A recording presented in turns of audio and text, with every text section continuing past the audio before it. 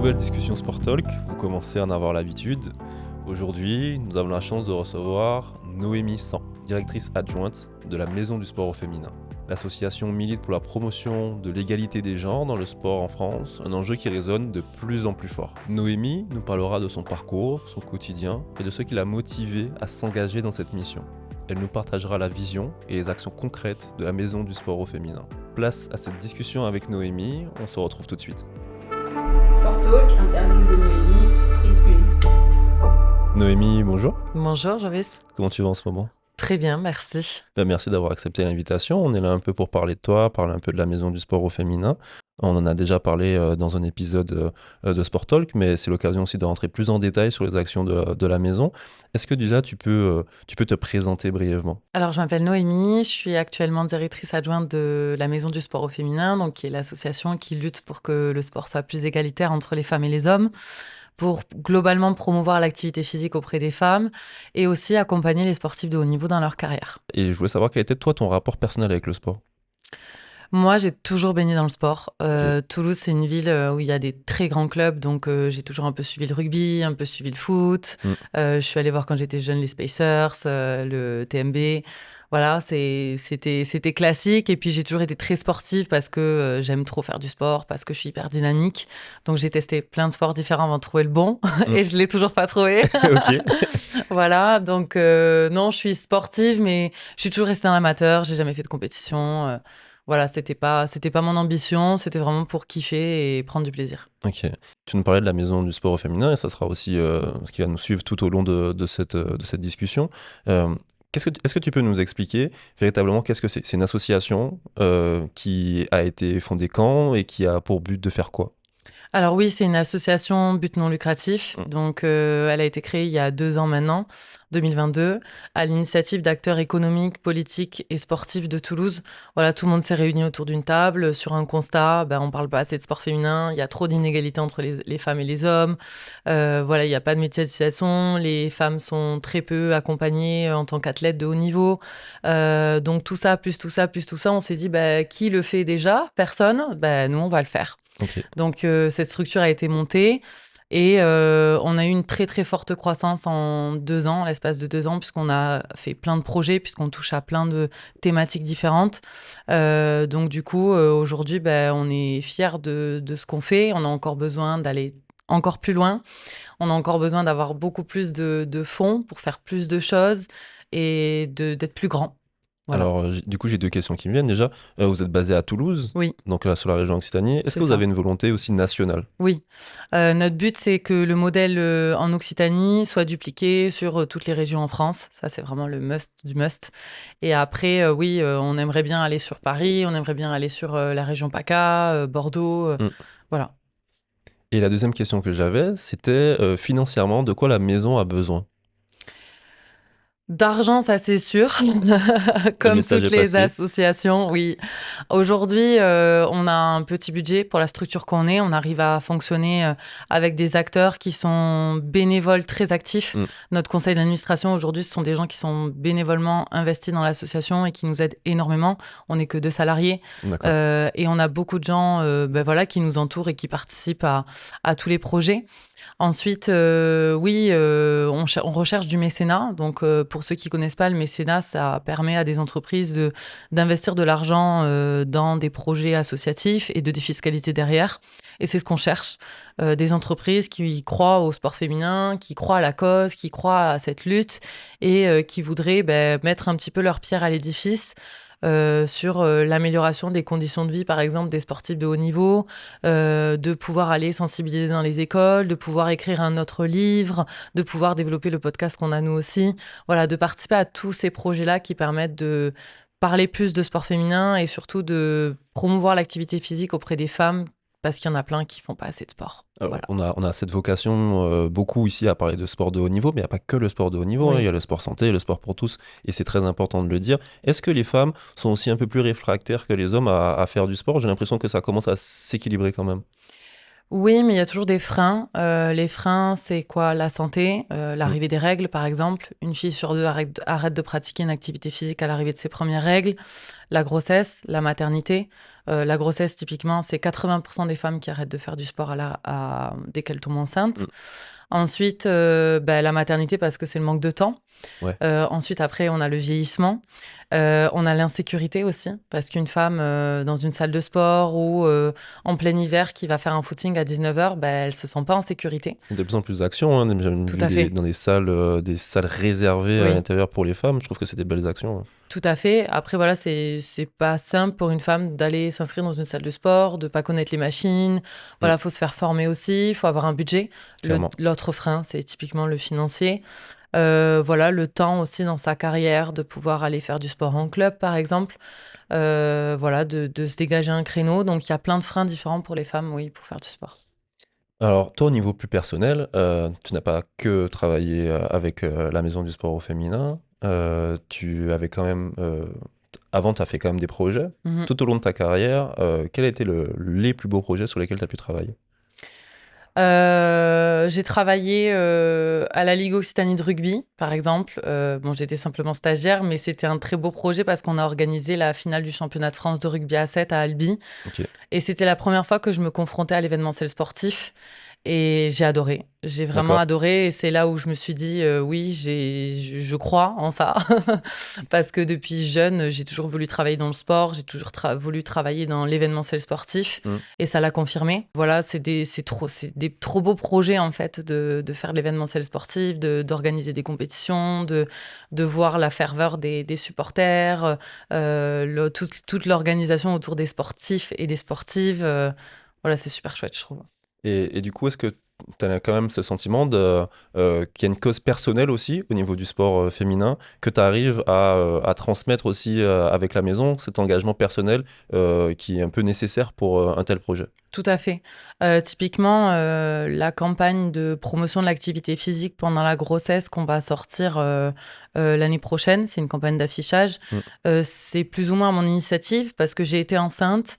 J'ai eu cette problématique. J'ai pas eu moi-même de problématique pour faire du sport parce que pour moi, c'était logique. Ouais. Ma sage-femme m'avait dit oui, vous pouvez continuer à marcher, vous pouvez aller nager. Mais il y a des femmes qui ont été confrontées à des médecins qui leur ont interdit toute pratique sportive alors qu'elles étaient enceintes et très en forme pour pouvoir ne serait-ce que marcher 30 minutes ou aller faire une ou deux longueurs dans une piscine. Donc c'était un sujet qui me concernait et j'avais envie d'en parler, donc oui. Ok, donc assez cette vocation d'éducation, de Oui. véhiculer des messages aussi avec des experts, s'entourer d'experts, que ce soit Tout à des fait. médecins, des gynécos ou peu importe, mais d'avoir des gens qui sont références dans leur métier pour donner une parole qui peut être un peu plus experte. Tout à On peut fait, dire ça. on va aller déconstruire des clichés.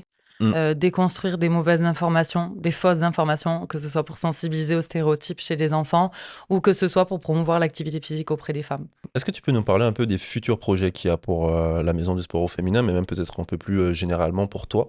Quels sont tes futurs projets? Il y a cette campagne, du coup? Oui, la campagne d'affichage, c'est notre plus gros projet de 2025. Donc, on va construire une affiche pour promouvoir l'activité physique auprès des femmes enceintes et en postpartum, avec un complément où il y aura un petit prospectus qui sera diffusé aussi aux professionnels de santé pour se renseigner, pour aller chercher des ressources, pour simplement sensibiliser les femmes à continuer à faire du sport pendant leur grossesse. Ensuite, au niveau de la maison, on va continuer nos actions de sensibilisation. Donc, dans les écoles, on a un gros projet là de sensibiliser en périscolaire et en scolaire dans toutes les écoles donc de la région, même, je vais dire, D'accord. pas que le département, la région.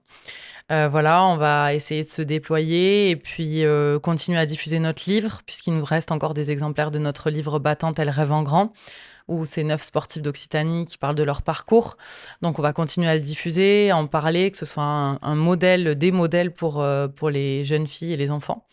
Donc voilà, plein de projets à venir. Moi, j'ai pu accompagner sur une action avec les sportifs de haut niveau Oui. de Toulouse, du département, de la région même peut-être? Oui, même plus. d'au-delà de la Ouais. région, puisque Adeline était venue de super loin. Donc il y a ce genre d'actions qui ont été menées et qui vont, je suppose, perdurer. Oui. Comment vous vous organisez avec ces sportifs-là? Est-ce que c'est vous qui allez les chercher? Est-ce que c'est elles qui vous démarchent? Quel aspect est privilégié? Alors nous, on a créé une plateforme sur notre site internet qui leur permet à elles de s'inscrire, de détailler leurs besoins annuels sur leurs pratiques sportives et leur quotidien. Elles vont nous dire, j'ai besoin de 50 000 euros par an pour être professionnelle dans mon sport. D'accord. J'ai besoin de tant d'euros pour aller dans les compétitions internationales. Et genre, elle demande 50 000 euros et vous leur donnez comme ça. Non, pas du tout. C'est pas pas si du facile. tout. Ça serait Non, trop c'est beau. pas aussi facile. Ça serait beaucoup trop beau et franchement, on n'existerait pas sinon. Ouais, Mais voilà, elles nous détaillent un peu leurs besoins, qu'est-ce qu'elles ont besoin au quotidien, dans leur pratique. Et nous, on essaie de les mettre en relation avec des entreprises qui sont prêtes à les aider, que ce d'accord. soit sur du mécénat de compétences, que ce soit sur du don financier, du mécénat financier, que ce soit sur du don en nature, don de produits, des choses comme ça, de l'accompagnement. Et voilà, et si c'est financier, tant mieux pour elles. Mais c'est très compliqué aujourd'hui de trouver du financier pour ces filles-là. Et en fait, aujourd'hui, on a référencé plus de 60 sportifs qui avaient des besoins particuliers. Quand même. Et on a fait déjà plus d'une trentaine de mises en relation avec des entreprises bénévoles qui étaient prêtes à les aider et les accompagner. Donc, il y a des actions qui sont menées, il y a encore à faire et ça va dans le bon sens en tout cas. Tout à fait, ça va dans le bon sens. On essaie, nous, de prospecter des entreprises prêtes à donner ne serait-ce que un peu de produits, un peu de temps pour les filles, que ce soit du coaching, que ce soit de l'accompagnement diététique, de l'équipement, voilà, plein de choses différentes qui pourraient améliorer le quotidien des filles. Est-ce que c'est compliqué d'aller chercher des partenaires comme ça? Est-ce que c'est vraiment un travail de tout temps? Est-ce qu'il faut aller convaincre? Est-ce que Oui. c'est difficile? Oui. Ok. Il faut aller convaincre, il faut aller leur dire aussi qu'il n'y a pas forcément de retour d'image. On en parle au niveau de la médiatisation du sport féminin, c'est que 4% de médiatisation en France.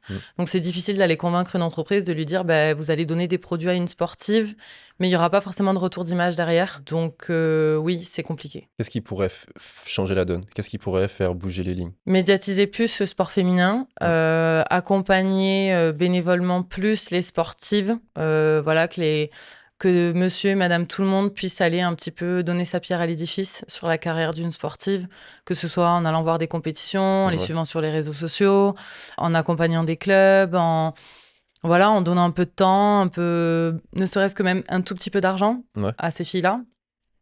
Et voilà, ça pourrait grandement les aider, oui. On a plein de projets à venir. On est en train de travailler avec la mairie de Toulouse pour féminiser les noms des infrastructures sportives à Toulouse. C'est intéressant. C'est super intéressant. Il y a très peu, on parlait de modèles féminins, il y a très peu de modèles féminins. Et à Toulouse, il n'y a qu'un seul boulodrome qui porte le nom d'une femme. Donc maintenant, alors il y a une deuxième salle, c'est la salle Omnisport à l'Ismia qui a été inaugurée en mai dernier à la piscine Léo Lagrange.